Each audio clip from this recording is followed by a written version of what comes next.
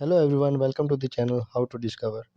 In this video, I'm going to show you how to fix the problem of restricted mode on YouTube when you have to comment on any video or you want to comment on any video. You have to see the problem of restricted mode on YouTube or restrictions of comments. For this, you have to open the YouTube app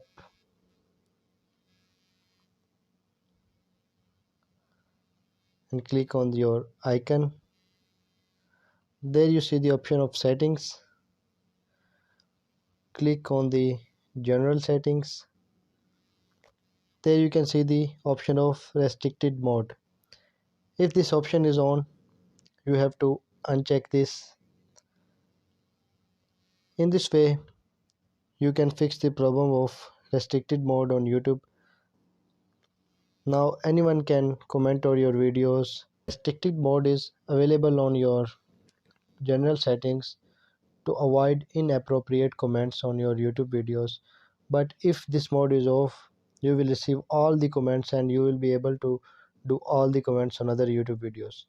I hope you can understand the video.